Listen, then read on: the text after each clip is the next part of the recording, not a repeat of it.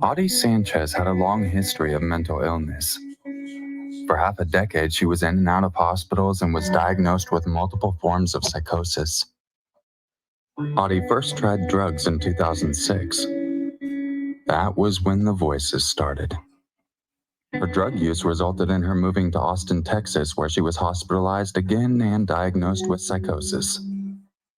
She was subsequently given a prescription and released. In 2008, Audie was seen at the San Antonio hospital for being paranoid, mildly delusional, depressed, and psychotic with hallucinations. Her medication was changed and the voices finally stopped.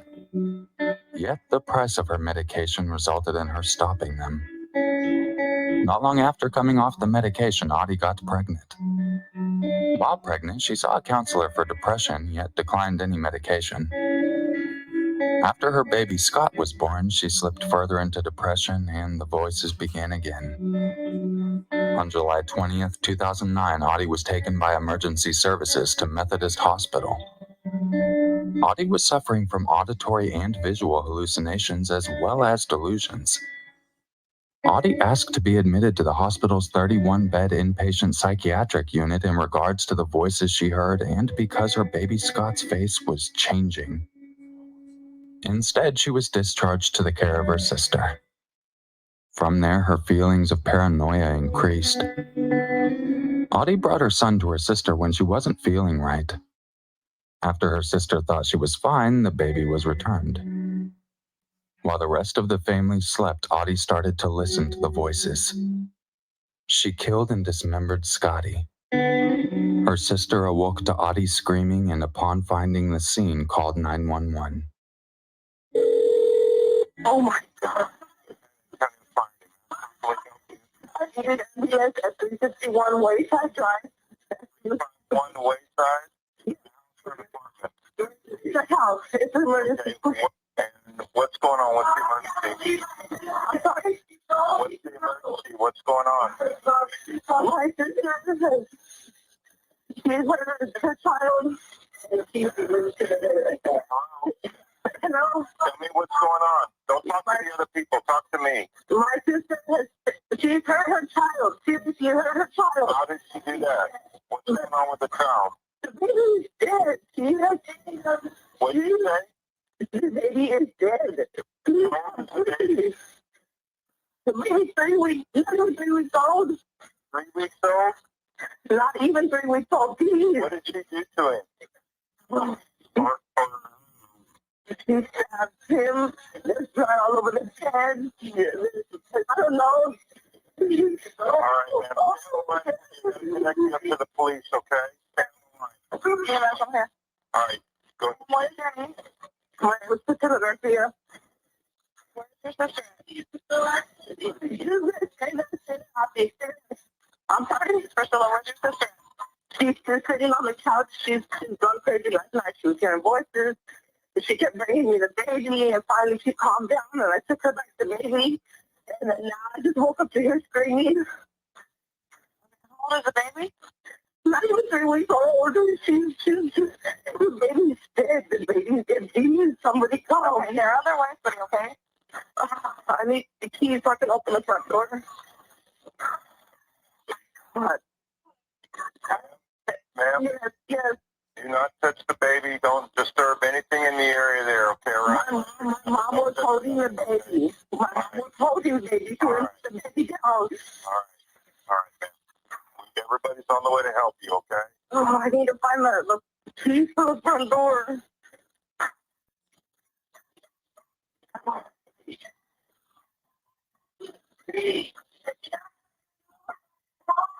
No, nobody's dead. It's okay, baby. Just stay right there. Is that your sister? Yes.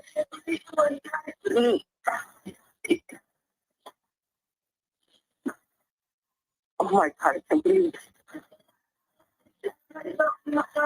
You got yourself? Yes. Hi, sister, I told you to come to me.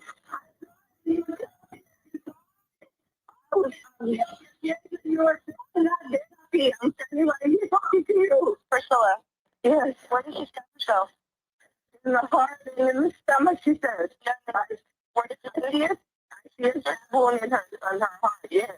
I'm looking at her right now, yes. And, oh my God, oh my God. Yati. Mama, calm down.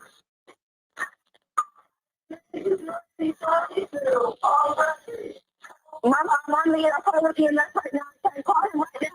Ma'am? I'm going to let you go, okay? They're on their way. All right, bye-bye. Police arrived on scene to a heinous sight, which resulted in them seeking psychological help. Audie sat on the couch with a stab wound to her chest and her throat partially slashed, screaming, "I killed my baby! I killed my baby!" The scene was too graphic for police to describe, but Audie had decapitated the baby and eaten part of his brain. She also ate other parts of him, including 3 tiny toes. She said the voices told her to kill him because he was the apocalypse. She states she gagged while eating him, but the voices told her to keep eating him to remove the demon in her stomach. Audie was found not guilty by reason of insanity and is being held in a mental hospital until she is deemed to no longer be a danger to herself and others. In May of 2009, Lester Lee Jeter filed for a separation from his wife and mother of 2 daughters, Deborah Janelle Jeter, for unknown reasons. A neighbor who lived down the street from the family admitted to having called the police a few times on the residence. It was a noisy house, and other neighbors also had to call the police, he stated. Deborah Jeter took the news very hard. Not long after, Deborah attempted suicide and received psychiatric treatment. Lee filed for divorce and was granted a temporary restraining order against his wife. Lee wrote to the court revealing that his wife had attempted suicide with the children in the home and was under the care and observation at DePaul Center on a mental health warrant. He expressed concerns. "She may be released within a few days, and I'm concerned about her possible actions regarding the children." Lee's request was held for the duration of his wife's hospital care, but the day before Deborah visited her 2 children, the judge decided to lift the restraining order against her. Lee says he agreed with the judge, claiming that Deborah had shown no resentment towards her children, nor had she ever put them in harm's way. The girls seemed to be excited about the decision. It had been 14 days since they last saw their mother. At the news of the decision, 12-year-old little Kelsey expressed her happiness on her MySpace page. "I get to see my mom tomorrow. Yay!" When Deborah picked up her daughters that day, she told her estranged husband she had a surprise for them. She drove her daughters to an abandoned house at 215 U.S. Highway 77, where she charged Kirsten with a knife. While under attack, Kirsten yelled for her sister to run. Deborah released Kirsten, who was now wounded, and charged at Kelsey. During the attack, Kirsten threw herself over her sister in hopes of saving her. She received a stab wound in the back as a result. Once Deborah had concluded attacking her own children, she picked up her phone and dialed 911. Hill County 911, what's your emergency? I just killed my children. Excuse me? I just killed my children. Where are you? I'm in the abandoned house on Highway 77 right after you go underneath the highway. One of them's still alive. Hurry. How? Under what highway? You're on Highway 77 where? I'm on Highway 77 right after you go under 35 going towards Milford. Get an ambulance out here to save the one that didn't die. What's your name? Call them. Have you already called them? Yes, ma'am, I have. Okay. I need your name. I don't want to say your name.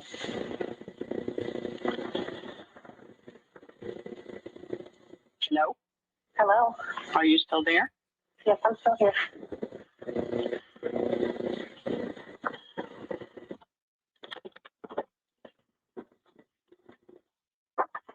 77 toward Milford, right after you cross under the bridge. She's telling me she killed her children.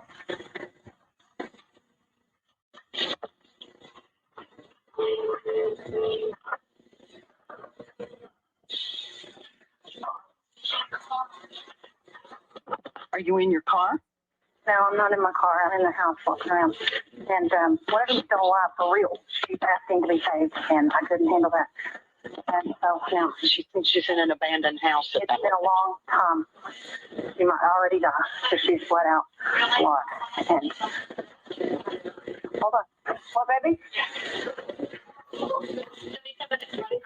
Okay.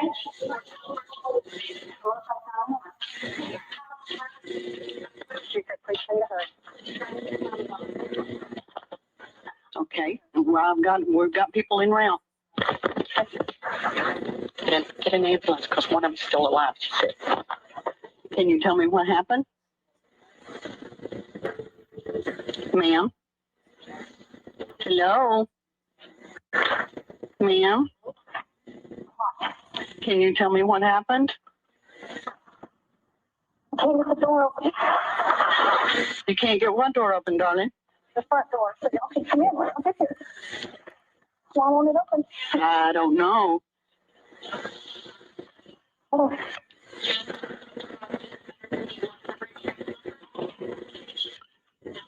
Are you on the right-hand side of the road or the left-hand side of the road, sweetie? I'm at the house. It's going to be cool.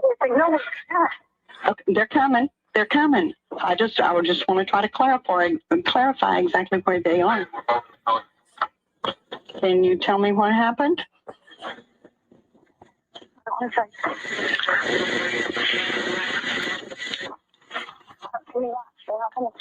Well, they're on their way. My partner's getting them to you just as quickly as she can. How many?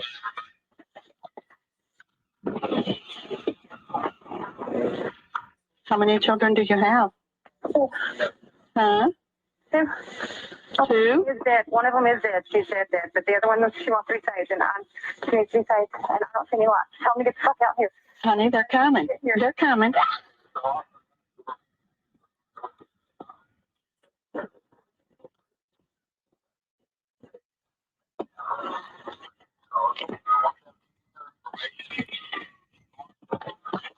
Do you have any weapons? I do. I have a knife. She has a knife.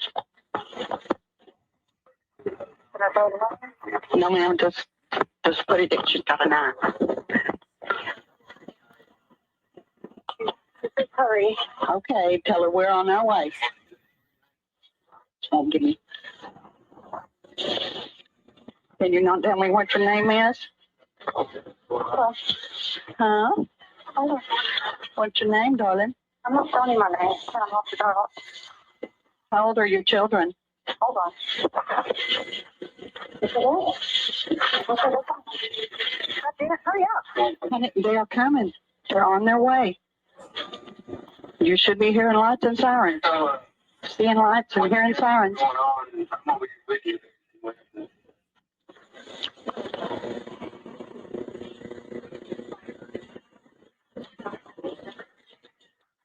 You said you crossed under the bridge that goes on 77 toward Milford. You crossed under the bridge up to 35 and you're in an abandoned house. Is that right? Yes, under 35. Cross under 35 on 77. The abandoned house up on the hill on the left. Let's look up. She says she's in there.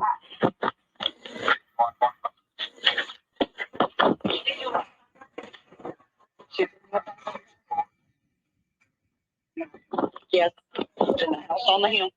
Hold on, lady. Sweetie, do you hear them now? Do you hear those sirens and stuff?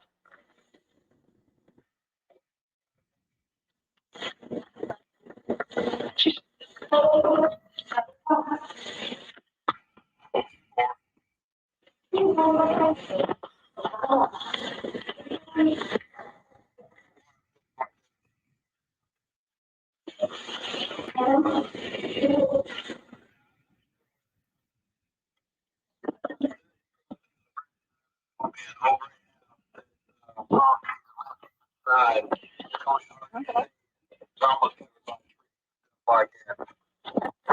Are you there? Yes. Are you still with me? I'm still with you. Hello? I'm not here. They're on their way, sweetheart. They had to come from different parts of the county. Hold on, kid. It's coming. Tell her not to shoot me. I don't have a gun. Okay. She doesn't want to get shot because she doesn't have a gun.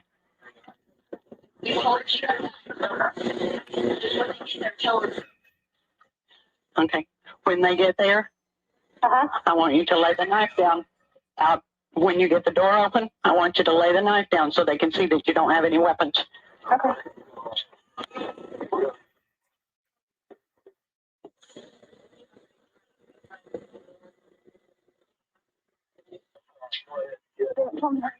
They're hurrying, honey. They're hurrying.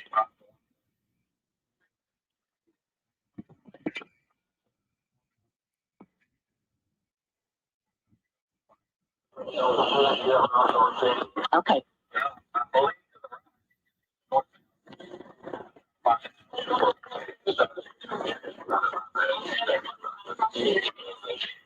Oh my God, she's dead. Oh my God. How old are the children? I won't tell you. She wants you to hurry. Honey, they are coming. They're coming as fast as they can. They're trying to be sure. Do you see them? They're coming. Do you see them? Do you see them? No, something they're coming. Hold on.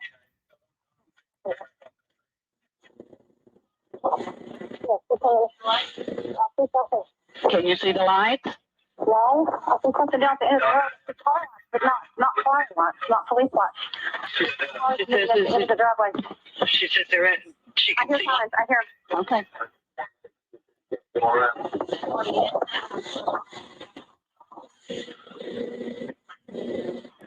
Do you see them?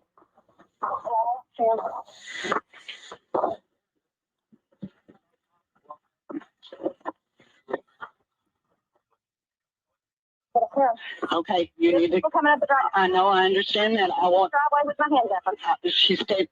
By the house, both hands up, except for one. Cause I'm on the phone. They're coming. She's got her hands up except for the fact that the one that she's on the phone with. She's out in the yard. She says she's out in the yard beside the house. Okay, goodbye. I see them. They're right here. Goodbye. All right, bye.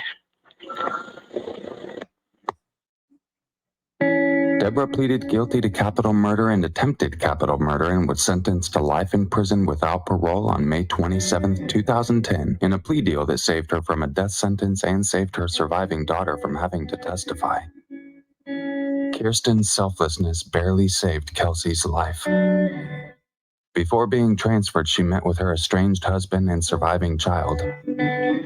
He said that she told him she hated him, but that she was very sorry for everything that happened. He said his daughter shared a few lighthearted moments with her mother during which they talked and laughed. Deborah stated that the reason she attacked Kirsten and her younger sister Kelsey was that she was heartbroken over the couple's separation and subsequent child custody dispute. She believed they all felt the same way, so she wanted to take away all of their pain. 25-year-old Beatriz Santora Silva breaks up with 31-year-old Daniel Sanchez on Thanksgiving 2012 after a physical fight. December 15th, 2012. Daniel and his ex-girlfriend Beatriz meet up to talk about Daniel paying her back for a loan she'd given him. That ends up in a physical fight and the police being called, with Beatriz saying that she was also being held against her will. The following day, on December 16th, 2012, Daniel is arrested. December 17th, 2012.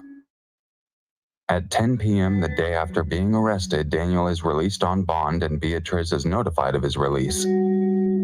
She is offered additional police protection, which she declines. The police advised her to go stay somewhere else since he knows where she is staying. She decides to stay where she is, at her sister and brother-in-law's house. December 18th, 2012.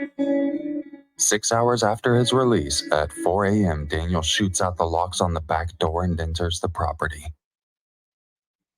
911, what's the address of the emergency? 11464. I need you to say the address. I can't understand you. 11464 Hot Springs. Okay, repeat the address one more time to make sure I have it right. No.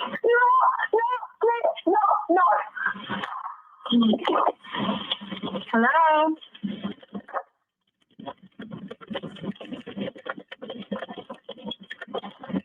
Hello?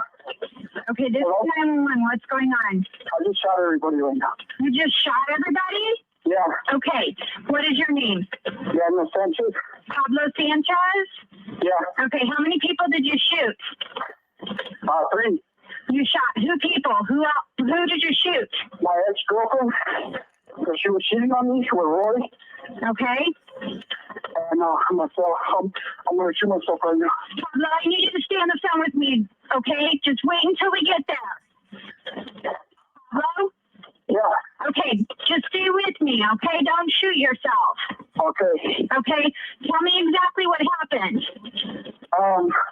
Like 6 months ago, I caught my girlfriend cheating on me. Uh-huh. And I told Roy to stop talking to her. Okay. And he wouldn't do it. He pressed charges on me. Kidnapping. I'm not on bond then. But I want to sue himself. She pressed charges on you for kidnapping? Yeah. Okay. Yeah, for my girlfriend too. So she didn't know what she was doing. Okay, who else was there? What do you mean? Who else was there with you tonight? Right The now? other 2 people, do you know who they were? Her sister and her husband. Okay. Okay. Okay. How did you get there? Driving. You drove there? Yeah. Okay. Are you there by yourself? Yeah. Okay. Okay, what room are you in right now? Pablo? Pablo? Hello? I think he just shot himself.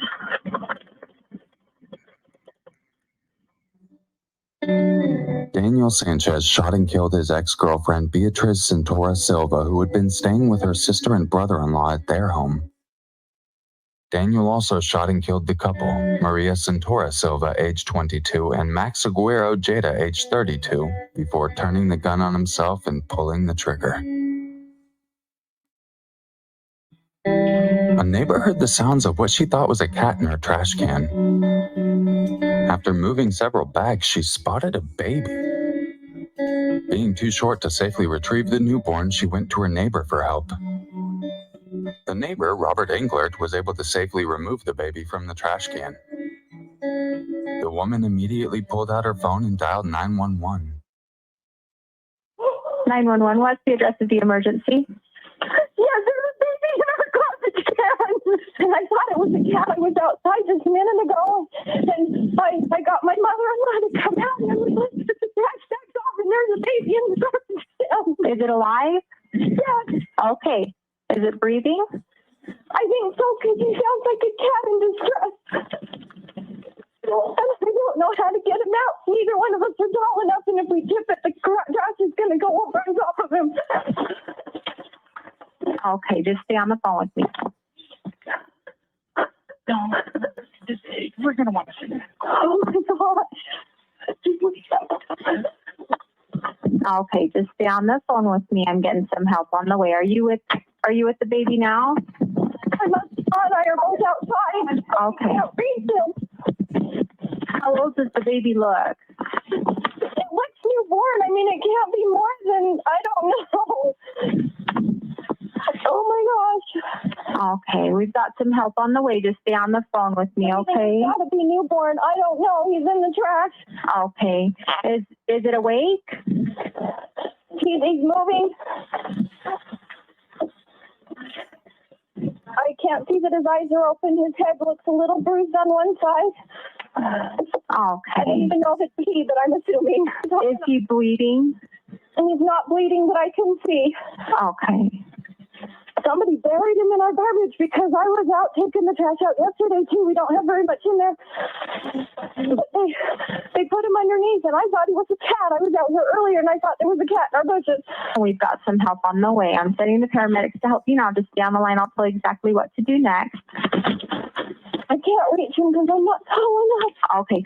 Can you see if he's breathing? He is breathing and he's making noises. Okay. And there's still the cord on there, so he's got to be newborn. He's still got an umbilical on his belly button. Okay, just stay on the phone with me. I'm going to get us through to the Unified Police Department as well, okay? Yay. 911, what is the location of your emergency? I've got the caller on the line. She says somebody put a baby in her garbage can. The baby is still breathing. It's making noises. The cord is still attached, but she can't get it out of the garbage can. She's not tall enough. So we've got the medical on the way. Doing a great job. I want you to watch the baby closely, okay? Okay, we've got the neighbor over and we're going to get him out of the garbage can. Okay. So he's breathing. Okay, have someone go get a blanket. We have a blanket. Okay. If he becomes less awake and vomits, quickly turn him on his side. Okay, Is this a house or an apartment? It's a house. I'm on his side. Why would they do that? And if he gets worse in any way, I want you to let me know immediately for further instructions, okay? Okay. Okay, you're doing great. You're doing great, okay? He's out of the garbage now. Okay, so is it a male? Is it a boy? We need to look. Buddy, are you a boy? It is a fresh baby. Okay. Oh, I'm afraid to move. Okay, you know what? Just hold on to him and cradle him, okay? Is he awake? He's I don't know if his eyes are open, but he's crying, so. Okay, so his eyes are open. I'm on the phone system now. His eyes are not open. Okay. He's brand new. They're sending the paramedics. There they are. Are they arriving now? I can hear sirens, so hopefully. Okay. Okay, just stay on the phone with me, all right? I'm here. You're doing great. And let me know if the baby, are you guys standing outside with the baby right now? Yes, our neighbor has him. Okay. Too far away from the house because I'm on a cordless stuff. Okay. Is he bleeding from the umbilical cord? There's no blood coming off the umbilical cord. Okay. Whoever did it left a good 8 to 10 inches of umbilical. Okay. And there's no blood? There's no blood that I can see, and whoever it is covered him up with the trash. Okay. We were in there for a while. I came out at 6 o'clock when my husband went to work, and I heard something that I thought was a cat in distress, and I couldn't find him because it was so dark. And then when I looked in the garbage, I am blind in one eye until I saw something that looked like a paw, so I went in and I got my mother-in-law to help, and when we took the bag of trash off the top, it was the baby. Oh, I'm so glad you checked. I'm glad you checked. You're doing a great job. Okay, they're here. They're with you right now? They're pulling up as we speak. Okay, just let me know when they're right with you, okay? Okay. I can't believe anybody would do that. I know. I'm going to hang up with you guys. All right, thanks. I'm just going to stay on the phone with you until they're right with you and the baby, okay? Okay. Someone put a baby in our garbage can. They're here. Okay, I'll go ahead and let you go. Thank you. Thanks. Bye-bye. An investigation by the Unified Police Department discovered that the caller's neighbor, Alicia Englert, Robert's daughter, was the baby's mother. The baby girl was born on August 24th. Yes, it was a girl. Trust me, I know the caller said a boy. Alicia gave birth in a bathroom inside the house she lived in with her family around midnight. After wrapping the infant in a towel, she left it on the floor of the basement bathroom. She then left for work the following day, leaving the baby alone without even caring for it. She came back home that night, still leaving the infant on the floor. The next morning, she put the baby in her neighbor's trash can just before 6 a.m. She told investigators that her family, friends, and coworkers didn't know that she was pregnant, and she didn't know who the father was. Fearing her parents would freak out if they found out she was pregnant and had delivered a baby, she decided to put the baby in her neighbor's trash can. Authorities said that she discarded the baby in the hopes that it would die and solve her problems. It was initially unclear whether the baby would survive. Doctors at the hospital said the baby was in severely critical condition with a very low core body temperature and was covered in feces and exhiberated depressed responsiveness. The baby was transferred to Primary Children's Medical Center, where doctors indicated that the infant was suffering from hypothermia, severe respiratory distress, blood-borne infection, and cardiovascular insufficiency requiring mechanical ventilation. Thankfully, doctors were able to stabilize the baby's condition and she was discharged from the hospital after several days. Alicia was charged with the attempted murder of the infant. She was found mentally incompetent to face charges in February 2015. She has posted bail and been out ever since. She has also been going in and out of court to decide if she's mentally competent enough to stand trial, with her parents arguing that she didn't understand what was happening after she gave birth to the baby. They further claim that she was special needs and doesn't process things correctly. She was also granted a 90-minute goodbye visit with the baby, though it is said that the goodbye was mostly for the grandfather, who supposedly never even knew he had a granddaughter until the point they found her in a trash can, which oddly enough the neighbor came and got him to retrieve. Just imagine that. If he really didn't know he had a granddaughter, the first time he ever met her was pulling her out of a trash can. Sandra Harold was the proud owner of a chimpanzee named Travis, an animal actor who appeared on several TV shows and commercials. He was known for being well-behaved, save for a 2003 incident in which held up traffic after a pedestrian threw something at the car that went through a partially open window and struck Travis. Travis unbuckled his seatbelt, opened the car door, and chased the man, but did not catch him. Growing up around people, Travis had been socialized to humans since birth. A neighbor who once wrestled with Travis even said, "He listened better than my nephews." February 16, 2009. 55-year-old Charla Nash was visiting her friend Sandra at her home. Charla had been around Travis plenty of times, having been a friend and employee of Sandra at her towing company. Sandra's pet chimp, Travis, who was on medication for Lyme disease, grabs his owner's car keys and runs outside. Charla, wanting to help her friend get her pet back inside, grabs Travis's favorite toy, a Tickle Me Elmo. Travis attacked her immediately. 70-year-old Sandra attempted to stop the attack by hitting Travis with a shovel and stabbing him with a knife. This only made him angrier. Stand for 911. Where's your emergency? This is Katie. 41 West Road. What's the problem? Police. What's the problem there? The kid killed my friend. What's the problem with your friend? Oh, please. What's the problem with your friend? I need to know. With a gun. With a gun. Turn off the gun. Please.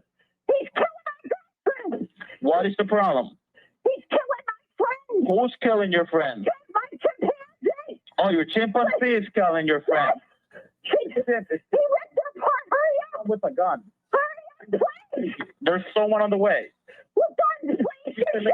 What is the monkey doing? Tell me what the monkey's... He ripped her face off. He ripped her face off? He's trying to attack me. Please. Okay, I need you to calm down a little bit. They're on the way. Can you put yourself away? I don't want the monkey attacking you. Please, hurry up. Listen to me. They're on the way, man. They got shot. Please, hurry. Are you there with your friend? I need you to help your friend. Can you go help your friend? I can't. He tried to attack me now. Is he still there with your friend? Yes. Okay, so then back off. Then don't get any closer, okay? They're already on the way. Please. If the monkey moves away from your friend, let me know, okay? So we can try to help your friend. No, I can't. She's dead. She's dead. Why are you saying that she's dead? She's dead. He ripped her apart. He ripped what apart? Her face? Everything. He ripped her apart? I think I'm going to say. No, just breathe, okay? I'm going to stay with you on the phone until they get there. Listen, please hurry. Please. please. Oh my God. They gotta have their guns out. They gotta have their guns out. Listen to me. Oh my God. Is this your monkey or whose monkey is it? It's your monkey. No, it's mine. How, do you know how big is he? How many pounds? 200 pounds. 400? 200. 200 pounds? Listen to me, please. Where are they? And he's a chimp, correct? Yes. Where are they? They're going your way. They're going as fast as they can your way, okay? Please go faster. Please, Dirk. Please. Is the monkey still by your friend, or can you get close to your friend? He's eating her. Please. God, no, please. Okay, I need you to calm down for me. I know it's hard, okay? I know it's hard. But they're going as fast as they can your way, okay? Oh, my God. Please. They tell them they got to shoot him because I tried stabbing him and he's not, and it made him worse. Okay, Sandra. Have them shoot him. They will. Sandra, I already have the fire department close by, okay? So as soon as the police gets there, the fire department's going to move in, okay? The fire department can't move in yet, but as soon as the police officers show up, please tell them, shoot him because he's going to try to attack me now. just breathe, Sandra.